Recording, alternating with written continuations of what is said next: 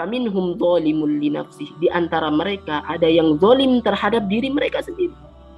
Apa itu zalim? Zalim itu menempatkan sesuatu tidak pada tempatnya. Orang sudah dipilih sebagai penghafal Quran, tapi dia tidak menempatkan diri sebagai penghafal Quran. Dia menghafal Quran, tapi tutur katanya bukan seperti penghafal Quran. Dia menghafal Quran, tapi sikap perilakunya bukan seperti penghafal Quran. Dia penghafal Quran, tapi dia pacaran, dia meninggalkan sholat, dia maksiat, dia terang-terangan melakukan maksiat. Ya, itulah orang-orang yang zalim. Dia tidak mensyukuri. Sudah dipilih sama Allah Subhanahu wa Ta'ala, tiba-tiba dia menzalimi dirinya sendiri.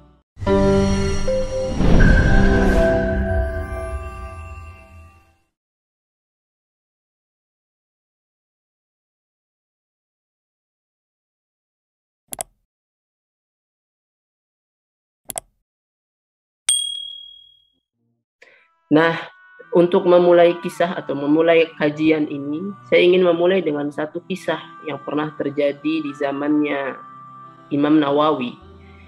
Ketika itu beliau rahimahullah ketika mengisi sebuah kajian atau sebuah ta'lim, ya, sebuah ceramah kalau bahasa kita, tiba-tiba beliau menangis terseduh-seduh sampai tidak bisa melanjutkan kalimat-kalimatnya. Maka para jamaahnya bertanya, "Wahai imam, kenapa engkau menangis?" Gitu ya. Kenapa engkau menangis? Dan Imam Nawawi ini menangis setelah membaca satu ayat di dalam surah Al-Hijr. "Nabbi ibadi anni anal ghafurur rahim wa anna adzabi huwal adzabul alim." Gitu ya. Kata Allah Subhanahu wa Ta'ala, "Kabarkanlah kepada hambaku bahwasanya aku Maha Pengampun, sedangkan azabku itu adalah azab yang pedih." Ayat inilah yang membuat Imam Nawawi menangis sampai tidak bisa melanjutkan kalimat-kalimatnya. Ketika ditanya, "Kenapa engkau menangis wahai imam?" Kemudian imam menjawab, "Tidakkah engkau melihat ayat Allah Subhanahu wa Ta'ala ketika Allah Subhanahu wa Ta'ala menceritakan tentang ampunan, dinisbatkanlah ampunan itu kepada dirinya. Nabbi ibadi anni anal ghafurur rahim, kabarkan kepada hambaku anni, bahwasanya akulah, ya, anal ghafurur, aku adalah pengampun." Jadi ampunan itu dilekatkan pada diri Allah Subhanahu wa Ta'ala. Tetapi ketika Allah Subhanahu wa Ta'ala menceritakan tentang azab, Allah tidak melekatkan pada dirinya. Wa anna azabi, dan azabku bukan ana, tapi huwal azabul alim, dia adalah azab yang pedih. Artinya Allah Subhanahu wa Ta'ala sangat ingin mengampuni seluruh dosa kita, karena Allah menyebut dirinya aku pengampun, tapi Allah tidak menyebut dirinya aku pengazab, aku pemberi azab. Tidak. Allah Subhanahu wa Ta'ala mengampuni, tapi Allah sebenarnya tidak ingin mengazab. Ini adalah ayat yang sangat indah yang bisa dipahami oleh orang-orang yang benar-benar memahami Al-Quran. Kita semua pendosa, tetapi Allah bilang aku pemaaf. Kita semua melakukan kesalahan, tapi Allah Subhanahu wa Ta'ala mengatakan aku pengampun. Innakum tukhti'una bil-laili wan nahar, dalam hadis Arba'in yang ke-24, ya. Kalian wahai manusia melakukan dosa siang dan malam. Innakum tukhti'una bil-laili wan nahar wa ana aghfiru dzunuba jami'a, tapi aku mengampuni semuanya. Fastaghfiruni aghfir lakum, mintalah ampun padaku, aghfir lakum, maka akan aku ampuni engkau. Coba perhatikan bagaimana ampunan Allah Subhanahu wa Ta'ala yang sangat besar. Kenapa saya mulai dari ampunan? Karena ampunan ini salah satu kebaikan yang besar daripada Allah Subhanahu wa Ta'ala. Dan salah satu bentuk ampunan yang besar itu, Allah Subhanahu wa Ta'ala kemudian menurunkan bulan Ramadan. Ya, karena apa? Karena bulan Ramadan itu bulan ampunan. Inilah kebaikan Allah Subhanahu wa Ta'ala. Saat 11 bulan kita tenggelam dalam dosa, dalam setahun 11 bulan sudah kita mengejar dunia. 1 bulan itu Allah Subhanahu wa Ta'ala hadirkan Ramadan untuk menghancurkan dosa-dosa kita. Ya, karena Ramadan itu kan definisinya kata para ulama dari kata romido atau romado, yarmudu, yaitu membakar. Kata para ulama, apa yang terbakar? Yang terbakar adalah dosa-dosa kita. Karena Allah Subhanahu wa Ta'ala ingin kita masuk ke dalam bulan ini, bulan penuh ampunan, dan Allah Subhanahu wa Ta'ala ingin sekali membakar dosa-dosa kita. Dosa kita sudah terlalu banyak. 11 bulan dalam setahun kita melakukan maksiat. 11 bulan dalam setahun kita meninggalkan Allah Subhanahu wa Ta'ala. 11 bulan dalam setahun kita lalai. 11 bulan dalam setahun kita melupakan akhirat, kita mengejar dunia. Tapi ada satu bulan yang Allah ingin menghapuskan seluruh dosa kita. Itulah bulan Ramadan. Karena itu bulan Ramadan lebih tepat dikatakan sebagai bulan ampunan. Nabi Muhammad SAW bahkan pernah dalam sebuah hadis saat Nabi Muhammad hendak naik ke mimbar satu anak tangga, Nabi mengucapkan amin. Naik lagi ke anak tangga kedua, Nabi mengucapkan amin. Yang ketiga, Nabi mengucapkan amin juga. Ditanya oleh para sahabat, wahai Nabi, 5 amin tak? Kenapa engkau bilang amin setiap kali naik ke anak tangga mimbar? Kata Nabi, sesungguhnya Jibril mendatangiku dan menyampaikan 3 buah doa.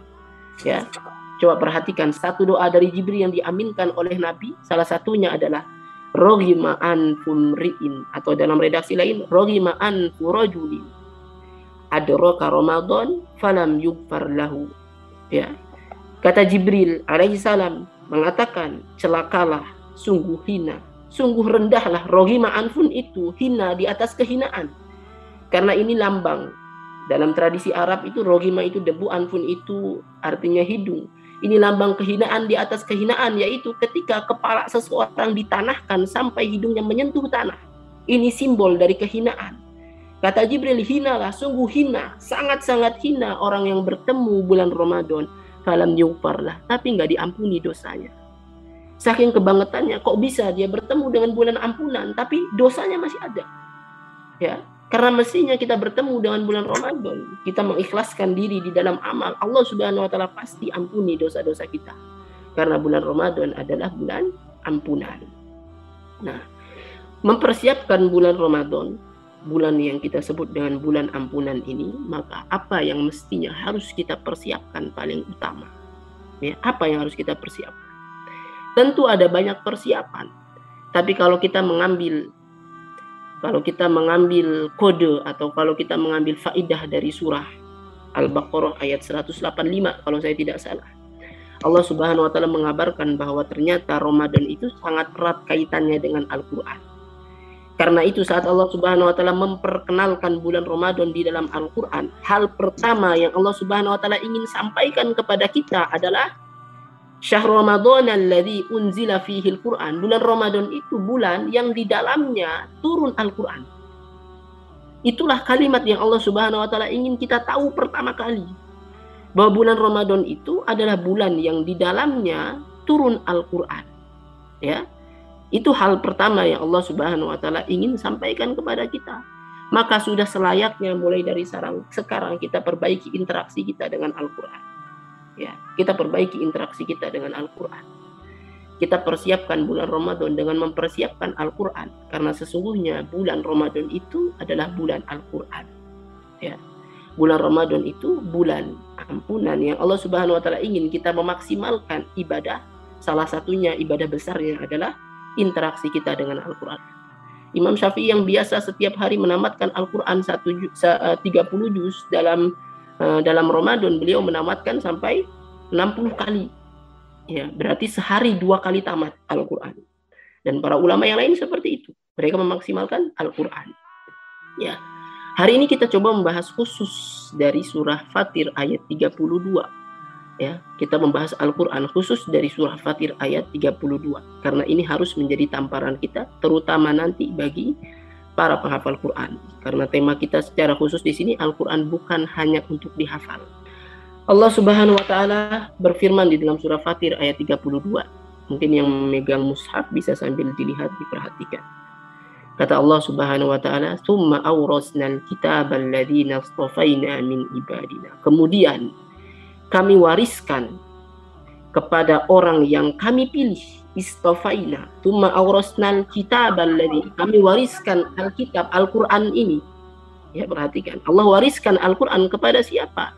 Istafaina, kepada orang yang kami pilih.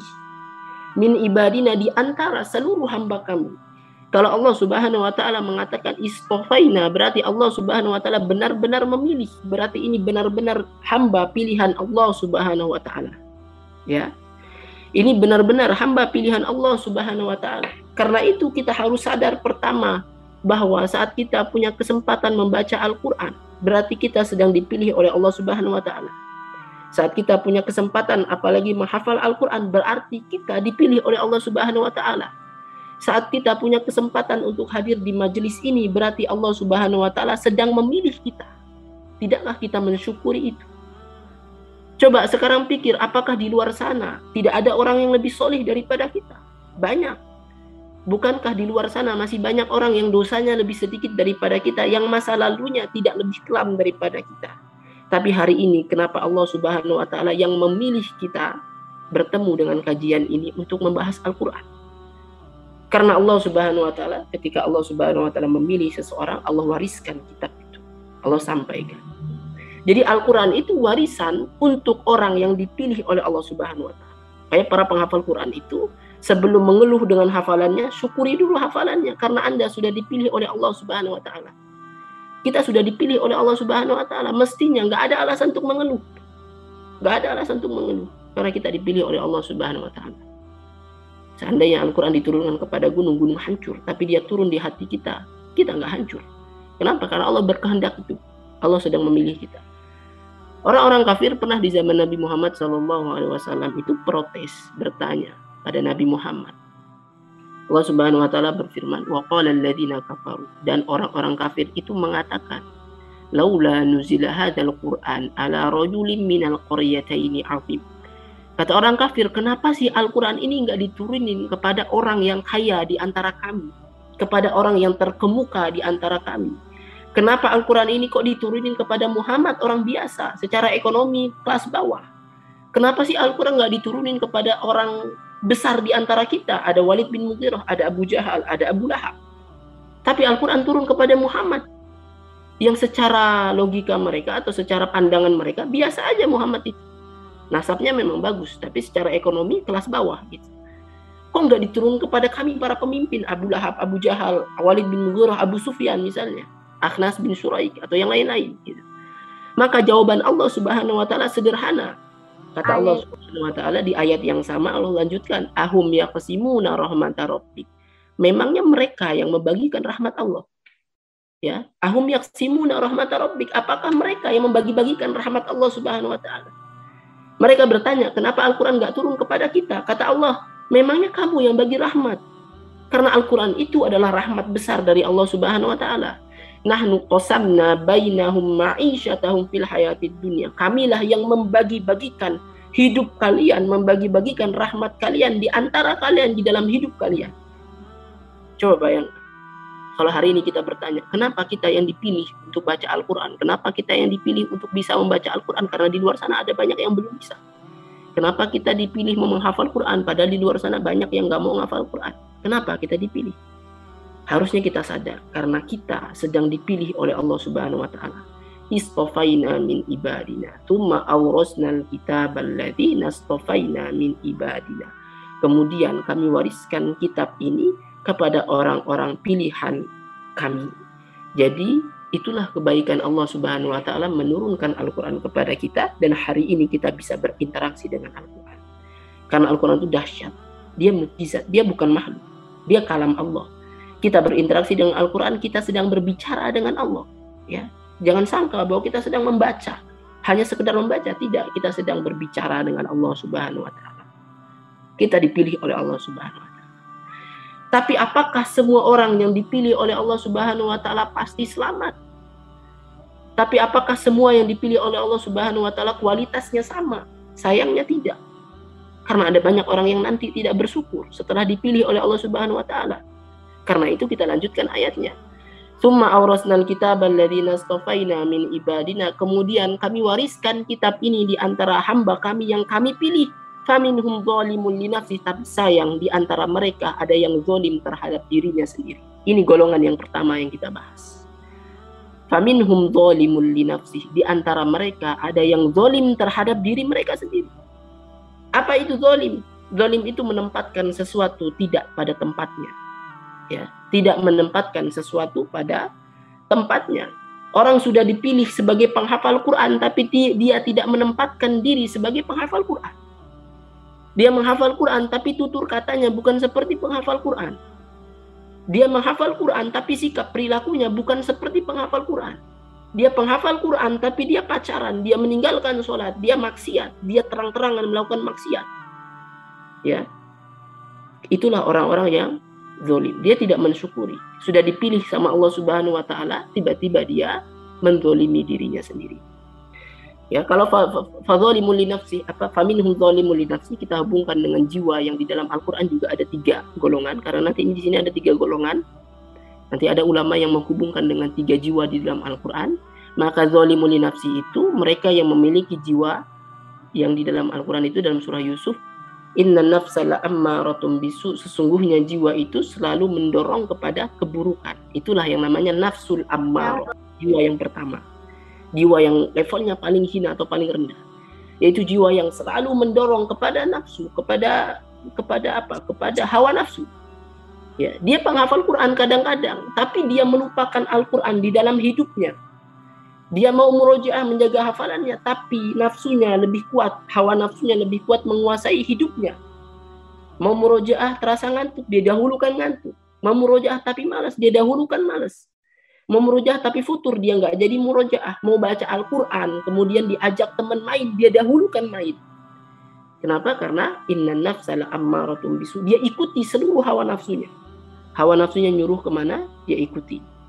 Ya, makanya yang pertama, jangan sampai kita menjadi penghafal Quran, tetapi zolimul li nafsi, zolim terhadap diri sendiri. Makanya judulnya, Al-Quran itu bukan sekedar dihafal, bukan sekedar disalin. Kalau sekedar menyalin Al-Quran itu mudah.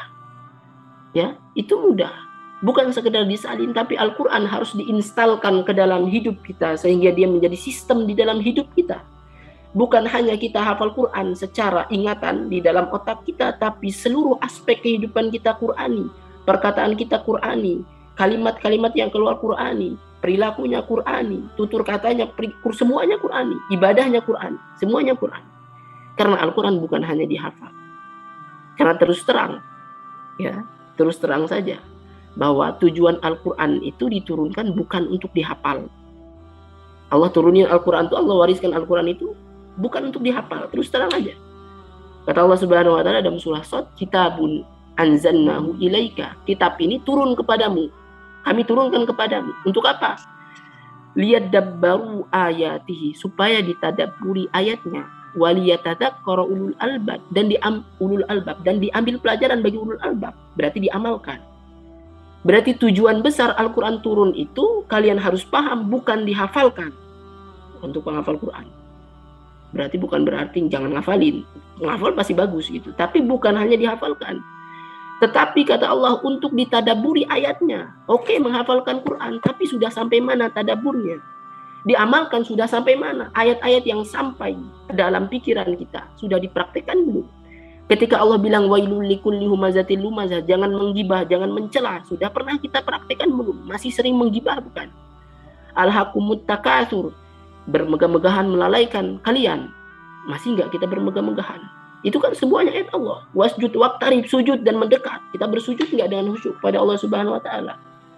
Ya, karena tujuan Al-Quran itu terus terang bukan hanya dihafalkan, tetapi untuk diamalkan dan ditadabburi dan diamalkan. Makanya kalau kita perhatikan ada hadis Nabi Muhammad SAW yang menyebut 3 golongan pertama yang akan dilemparkan ke dalam neraka. Ketahuilah bahwa 1 golongan tersebut adalah penghafal Quran. Ya, 1 golongan tersebut adalah penghafal Quran. Kenapa? Begitu ditanya, wah ya Allah, aku menghafalkan Quran. Ya, aku menghafalkan Quran, aku membacanya siang dan malam, kata dia. Tapi kata Allah Subhanahu wa taala, "Madza amilta lima alimta?" Apa yang sudah kamu amalkan dari apa yang sudah kamu hafal itu? Dia nggak bisa jawab. Saya hafal, tapi saya bingung kan. Akhirnya apa? Allah Subhanahu wa taala lemparkan dia ke dalam neraka. Yang paling besar sebenarnya alasannya karena dia tidak ikhlas kepada Allah Subhanahu wa taala. Tapi salah satu ciri tidak ikhlas itu dia nggak mau ngamalin Al-Quran. Ya, ciri tidak ikhlas. Kalau orang ikhlas itu dia lebih mempedulikan atau dia fokus pada bagaimana Al-Quran itu bisa menjadi panduan di dalam hidup atau praktek yang bisa dia lakukan di dalam hidup. Ya, jadi ingat bahwa 1 golongan dari 3 golongan yang pertama kali dilemparkan ke dalam neraka itu adalah penghafal Quran. Kita berdoa, ya Allah, semoga kita semua di sini yang hadir diberi keikhlasan supaya bukan kita termasuk dalam golongan tersebut. Ya. Makanya di dalam surah Al-Maidah itu jelas banget kata Allah Subhanahu wa taala mengatakan, "Qul ya ahlal kitab," wahai ahlal kitab. Ahlul kitab itu sebenarnya Nasrani dan Yahudi, tapi ayat ini nanti bisa juga kepada orang-orang yang Al-Qur'an karena jelas disebutkan di dalam ayat tersebut. "Qul ya ahlal kitab," wahai ahlal kitab. Lastum ala syai'in, kamu tuh nggak dianggap apa-apa. Lastum ala syai'in, kamu tuh bukan apa-apa.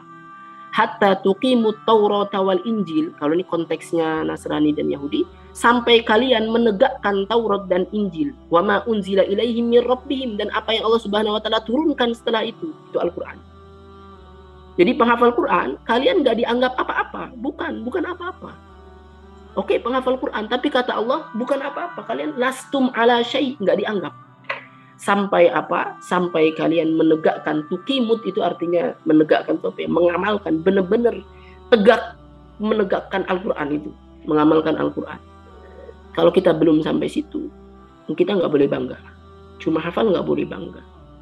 Ya, kita bukan bangga tapi bersyukur. Kalau bersyukur boleh harus, tapi kalau bangga, saya hafal Quran, itu nggak boleh. Nah, itu golongan yang pertama. Di antara hamba yang dipilih sama Allah Subhanahu wa taala ternyata ada yang zalim terhadap dirinya sendiri.